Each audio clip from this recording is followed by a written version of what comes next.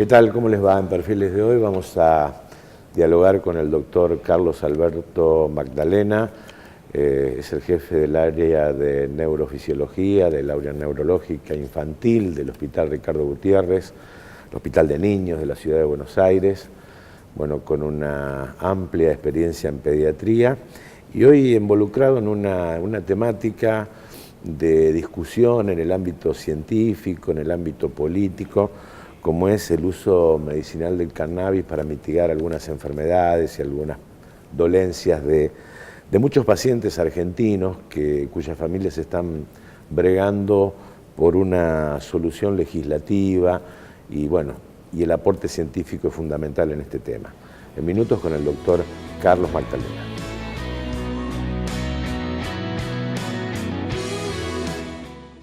¿Qué tal, doctor? ¿Cómo le va? Un gusto tenerlo aquí. Bueno, muchas gracias a Santa Fe, ¿no? Ajá. Por pasar este día, estas horas acá con ustedes y al Hospital de Niños, a las autoridades sanitarias, a la Gobernación, a PUCAM y a todas las organizaciones de cannabis, CAMEDA, Macultiva y especialmente también a las autoridades del Hospital de Niños de Santa Fe, de poder estar acá compartiendo unas horas muy agradables. Contando un poco su historia, ¿no? ¿Dónde surge su vocación por la medicina y la pediatría especialmente? ¿Cómo surge? Bueno, una pregunta que quizá me toma de sorpresa, pero la verdad tengo que ser sincero, yo sufro asma bronquial y tenía un asma severa en la infancia. Y ahí se me crió la vocación. Yo aparecía con mi familia en cuadros asmáticos con severa dificultad de disnea, ¿no? Llegaba a la guardia casi ahogado, ¿no? Como decimos. Y yo veía unos hombres de blanco, con bata blanca, con voz fuerte, y eran como en mi imagen infantil Superman, ¿no? Batman, la linterna verde, como los superhéroes. Y esa imagen se fue recreando. Iba al hospital, del viejo hospital de clínicas, allá que hoy está la Plaza Jusa, ahí, ¿no? Frente a la Facultad de Medicina de la UBA. Yo iba ahí al sótano donde estaba el servicio de alergia e inmunología del clínicas, y años, desde los 3 años hasta los 12, 13 años, con mi madre, con mis padres. O sea, conviviendo en los sanatorios, hospitales. Sí, guardias. Sí. Y veía una tropa blanca con un jefe bien vestido, caminando duro, y yo los veía como que eran salvadores. Eran los salvadores, ¿no? Una imagen de infantil, y eso se fue grabando muy fuerte. Yo creo que mi asma tiene mucho que ver con la vocación de médico. Y el ayudar, ¿no? Yo creo que de ahí vino la mano del gesto solidario, con trabajar de una profesión que generara bienestar o diera una mano a alguien, ¿no? Poder trabajar de eso, ¿no? Y eso se cultivó desde muy chico, ¿no? Tanto en lo personal como en la necesidad de...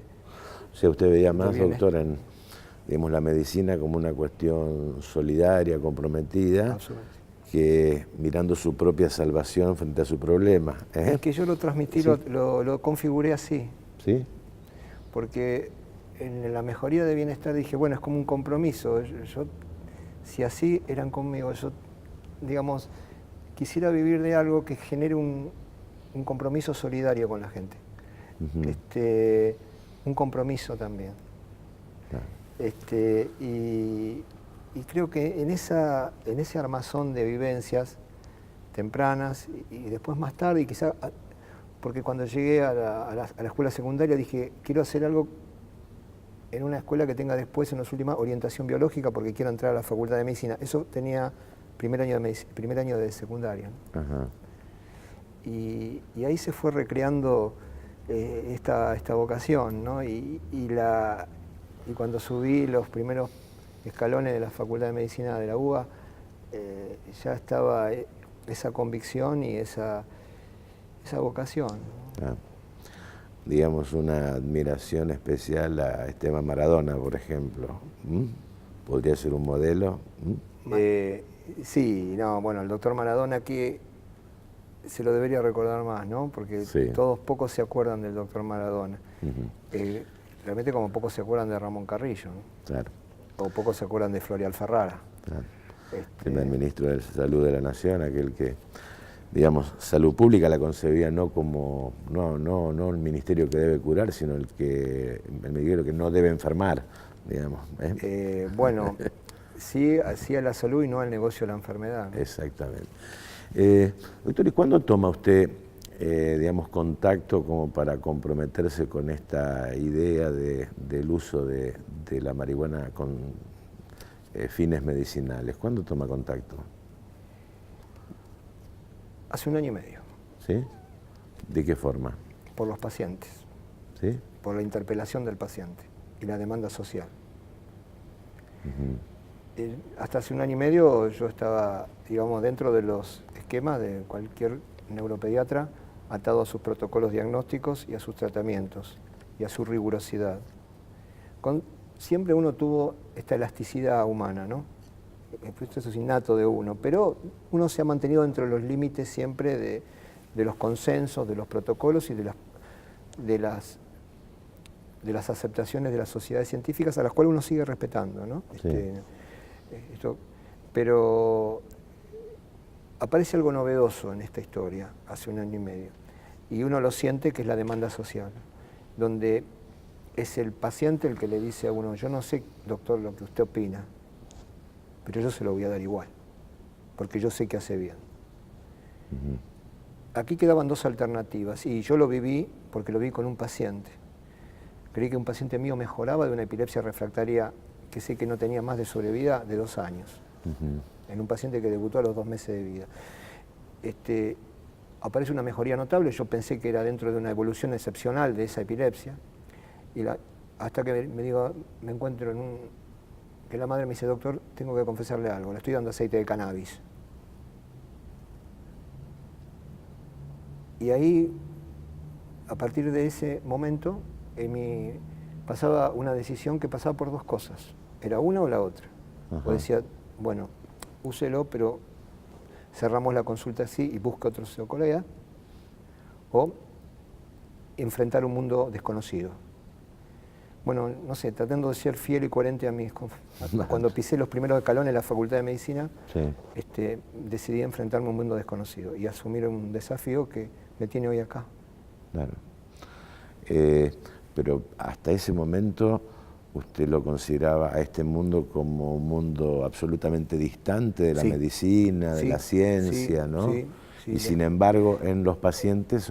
Sabía algo muy lejano, especialmente en dolor, sabía que algo se reportaba que andaba bien en cáncer, en dolor, pero muy lejano, lo veía muy lejano a mí. Y que alguna vez esa intersección en mi vida no iba a ocurrir. Como algo de interés médico allá lejos. Bueno, la vida me enfrentó a esto. El ejercicio profesional. Y hoy, desde el punto de vista médico, científico, ¿usted se anima a decir que es una verdadera alternativa después de los estudios que han realizado? Sí. Aunque no haya evidencias nacionales, que hay evidencias nacionales, pero yo me configuro dentro de la rigurosidad de las sociedades que van a decir que no hay evidencia, o no hay suficiente evidencia. La palabra es: no hay suficiente evidencia. Creo que a nivel internacional hay mucha evidencia. Y en los testimonios nacionales hay mucha evidencia. Y considero que hoy es necesario, porque es una alternativa terapéutica. Ya está demostrado en dolor, en cáncer, en espasticidad, convulsiones. Y ahora en epilepsia refractaria, los beneficios terapéuticos del aceite de cannabis, del aceite de marihuana, digamos con todas las palabras, el aceite de marihuana, los beneficios terapéuticos. Ya creo que no podemos seguir negando el derecho a esta posibilidad de tratamiento, a lo que yo globalmente le puedo hacer un número tomando una aproximación entre encefalopatías epilépticas, cáncer, oncología inmunodeprimidos potencialmente beneficiosos, cerca de más de 1 millón de argentinos. ¿1 millón de argentinos? Sí. Y otro tema, la epilepsia es una enfermedad infanto-juvenil y es una enfermedad del niño. Entonces es una alternativa que en encefalopatías deteriorantes, que sabemos los neuropediatras, con la refractariedad, que deterioran y llevan al retardo mental, que podemos diferir en los números, pero andaremos en la refractariedad, teniendo en cuenta la población de epilépticos argentinos, que estará 700.000, 600.000. Si hablamos un 30% de refractariedad, hagamos números, 60.000. Algunos dicen 100.000 porque son 1 millón. Entonces, y de eso debes saber que el 60% son niños y adolescentes. Y es una chance demostrada. Doctor, una pequeña pausa porque realmente está muy interesante esta conversación. Me gustaría preguntarle, ¿dónde cree que usted que están los prejuicios? ¿En la política, en la sociedad o en la propia comunidad científica? ¿Le parece bien? Sí, vamos para adelante. En segundos, regresamos.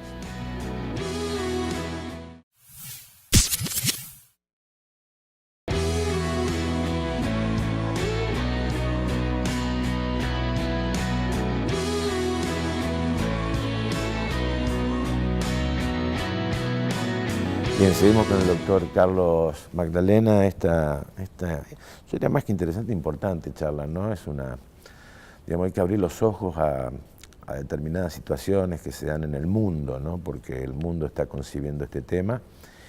Y le preguntaba acerca del uso medicinal de la marihuana, si hoy por hoy, digamos, este tema está encajonado en algunos prejuicios. ¿Dónde están estos prejuicios? ¿En la ley, en la política, en la sociedad o en la propia comunidad científica? En la ley desde el vamos porque sí, es obvio que es así, lo ¿no? prohibitivo. Es absolutamente prohibido. La falta de regulación del Estado. Sí. ¿Y dónde están los prejuicios? En las que dijo, en todas las que dijo. ¿En todas? En todas. Si quiere empezamos por alguna, no sé. La comunidad científica, ¿por qué? Y la comunidad científica asume una actitud, al menos cuestionable, de no querer avanzar con la evidencia internacional que hay. Yo creo que se necesita se dice a veces una respuesta, uno puede decir sí o no.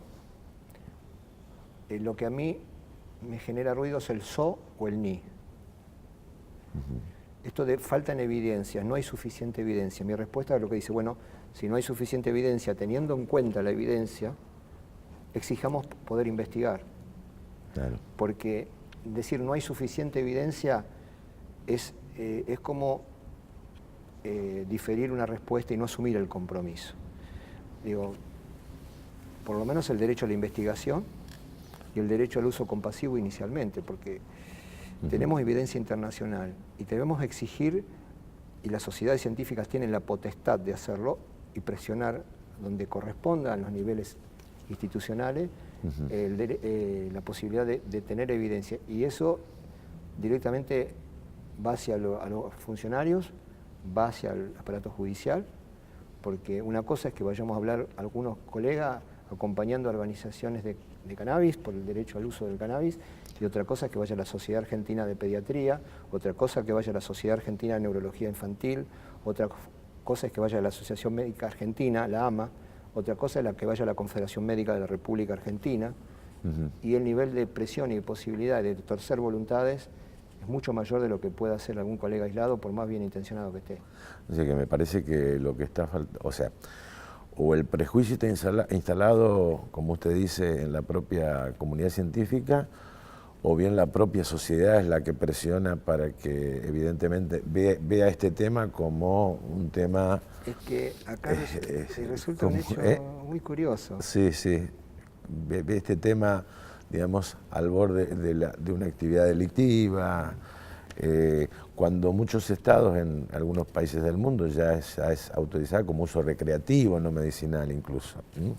Sí, nosotros como estamos tan en pañales, yo prefiero hablar del uso medicinal. Está bien, está bien. Y al médico se le ha planteado una situación concreta en sus consultorios, porque el paciente viene con una interpelación concreta. Mi doctor, yo no sé qué es lo que va a hacer usted, pero yo tengo el aceite de cannabis y acá se lo pongo en la mesa. y trae un tema concreto, viene con un saber, y nosotros no sabemos.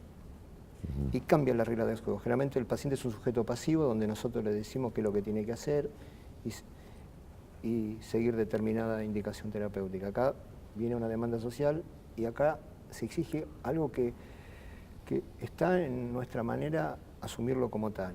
Decir, no sé y me voy a poner a ver.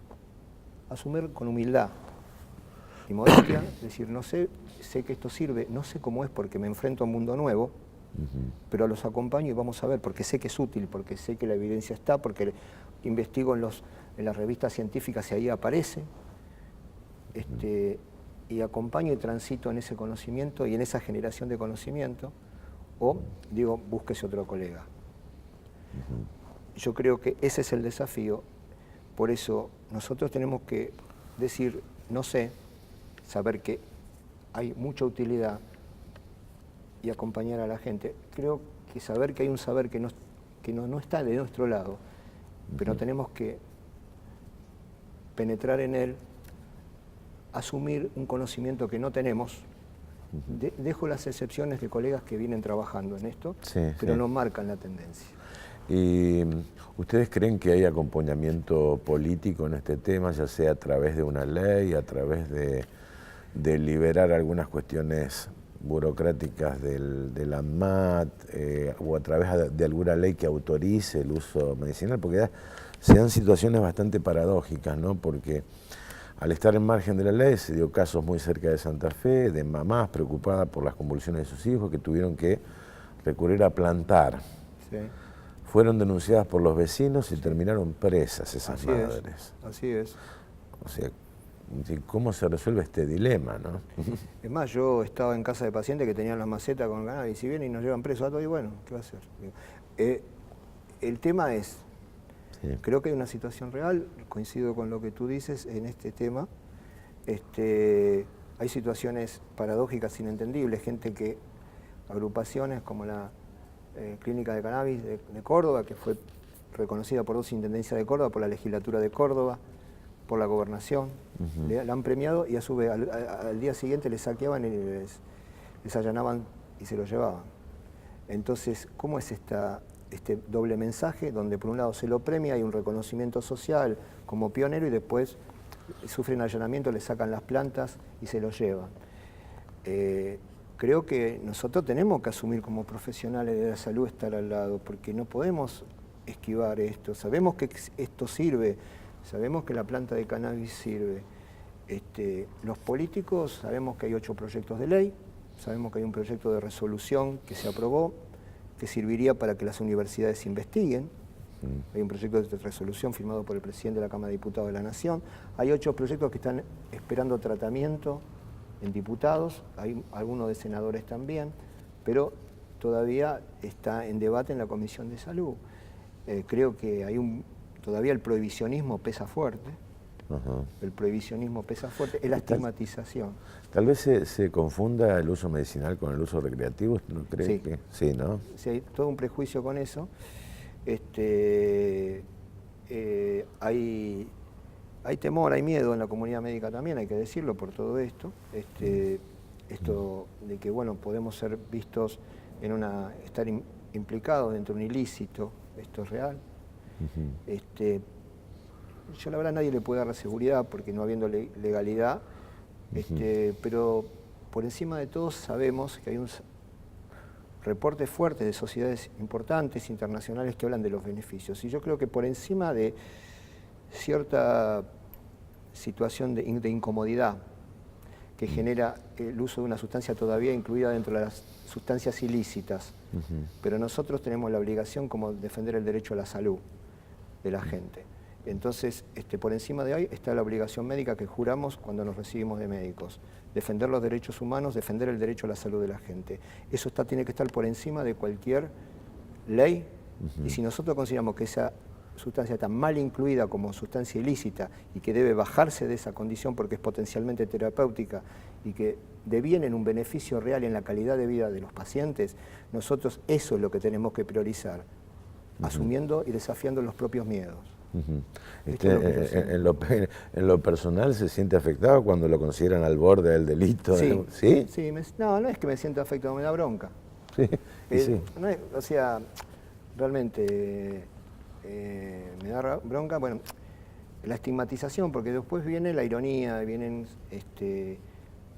la descalificación.